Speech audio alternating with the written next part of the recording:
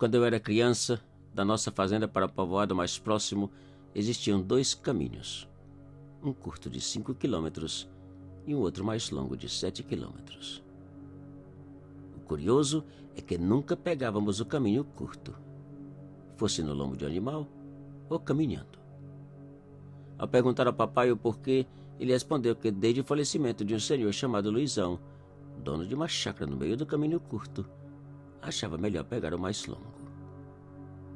Eu continuei sem entender, até que papai contou da verdadeira razão.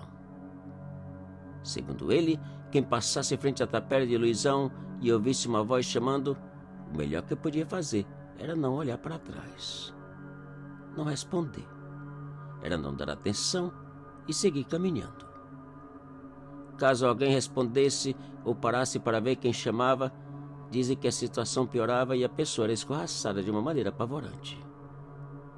Escorraçado por quem? Perguntei. Dizem que pelo espírito de Luizão ou uma coisa ruim. Não sei explicar. Respondeu papai. O senhor já foi escorraçado ou ouviu a voz? Perguntei curioso.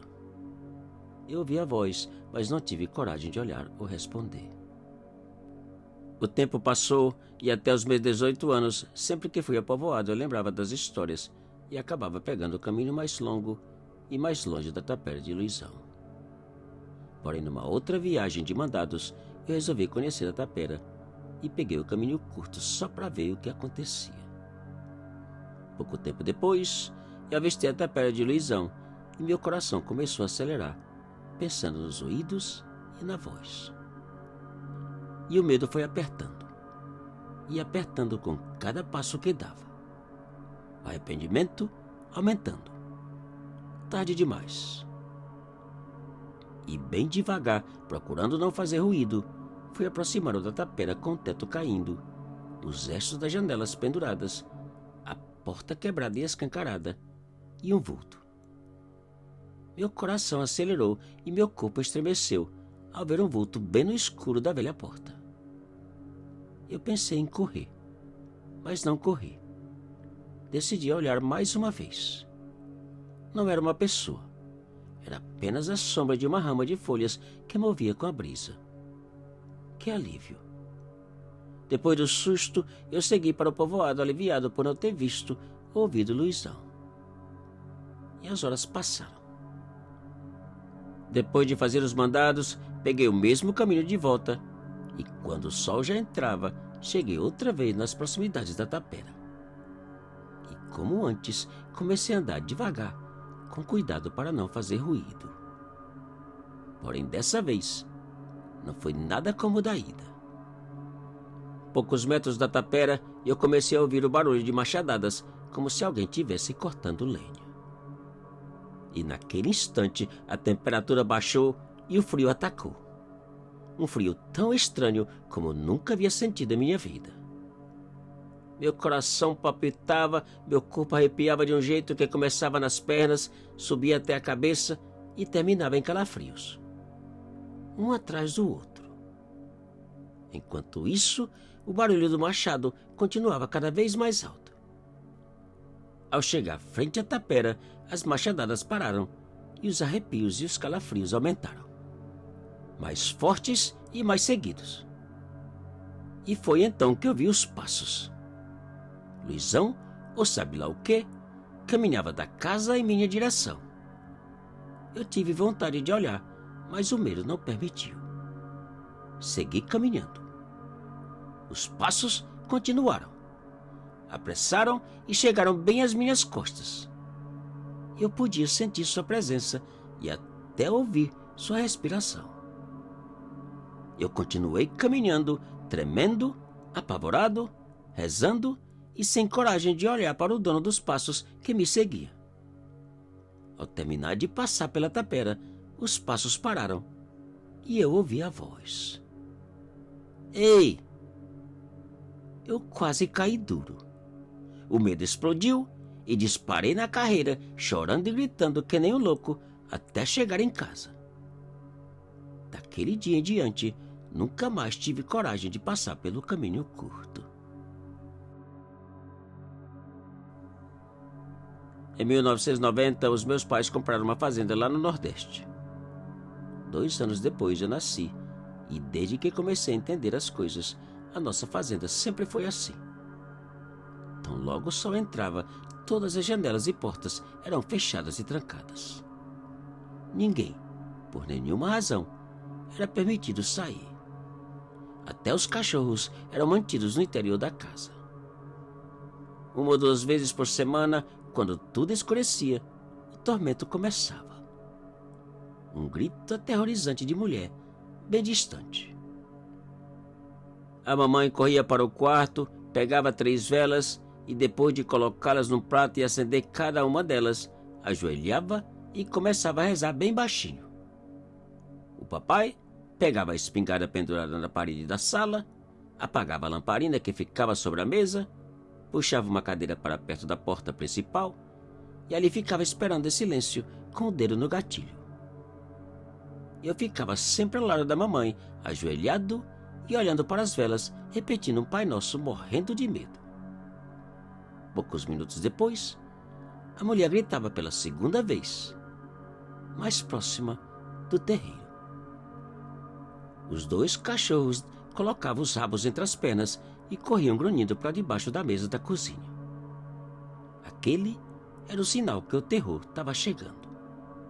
Após alguns minutos, a mulher gritava outra vez, mais forte e mais apavorante. Agora, dentro do terreiro da casa. O medo e o pavor que sentíamos era algo indescritível.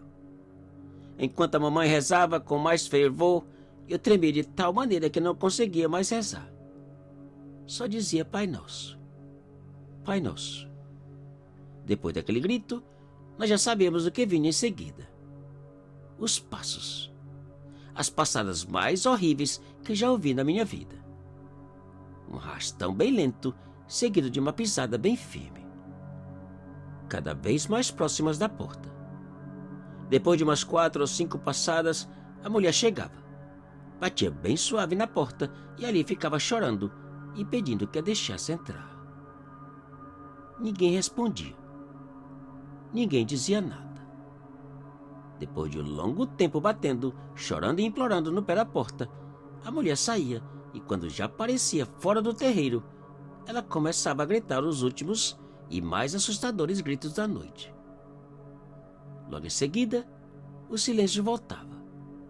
As velas eram apagadas, a cadeira ia espingarda de volta aos seus lugares e, sem dizer uma palavra, a gente deitava tentando dormir. Eu lembro que várias vezes perguntei ao papai se alguma vez havia aberto a porta para ver quem era a mulher. A resposta era sempre a mesma. Sim, mas por favor, não cometa a mesma burrice, filho. E o tempo passou. Os anos passaram. A mulher já não aparecia com a mesma frequência. No entanto, quando chegava, o terror era igual ou maior. Meus pais tentaram de tudo. Convidaram padres, pastores, curandeiros e nenhum deles resolveu nada. No dia seguinte, deixaram a fazenda aterrorizados. E o tempo foi passando. Eu cresci, fui enviado para estudar na cidade e depois de alguns anos resolvi largar tudo e voltar para a fazenda para perto dos meus velhos. A mulher continuava aparecendo de vez em quando. Em 2021, recebemos a visita de um amigo meu da cidade que dizia estudado em casos paranormais e interessado em investigar a situação da mulher. Dias passaram e numa certa noite a mulher chegou. Mesmos gritos, passos, choros e terror de sempre. O meu amigo passou a noite sentado no canto da sala, impressionado, abismado e aterrorizado com tudo que ouvia e via em seus aparelhos. No dia seguinte, ele teve a ideia mais absurda de todas. Esperar do lado de fora da casa. Não exatamente na porta, mas escondido no mato para descobrir quem era aquela mulher. Apesar dos meus pais acharem a ideia simplesmente louca, eu e meu amigo colocamos câmeras frente à casa, na entrada do terreiro e no mato por onde a mulher parecia chegar. e por volta das 5 da tarde saímos e escondemos atrás de umas moitas afastadas da casa. A primeira noite chegou e nada.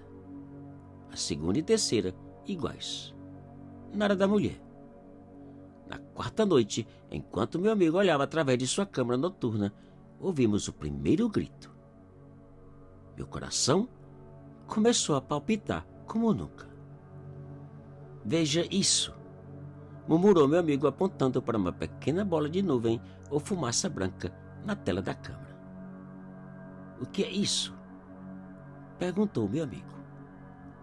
Como eu ia saber se o entendido no assunto era ele?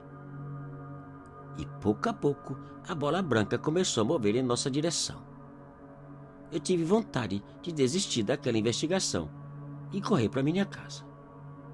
Mas infelizmente não podia deixar o meu amigo, que continuava espantado e admirado com a bola que aproximava cada vez mais. De repente, a bola branca parou. Meu amigo quase não podia conter a emoção. Poucos segundos depois, ouvimos o grito mais horripilante, mais diabólico e bizarro que podíamos imaginar. O meu amigo arregalou os olhos, deixou a câmera cair e saiu disparado para o mato, gritando por Deus e por mamãe. Eu felizmente não lembro de nada depois da corrida do meu amigo. Só sei que acordei quando o dia clareava, todo molhado, sujo e fedorento. Depois de um bom banho, saí à procura do meu amigo, que encontrei escondido atrás de uma moita, quase 1 quilômetro do local do grito. Naquela mesma manhã, ele pegou suas coisas, despediu e saiu. Depois daquele dia e até hoje, uma vez por outra a mulher aparece, grita, chora, aterroriza e vai embora. Te cuida e muito obrigado.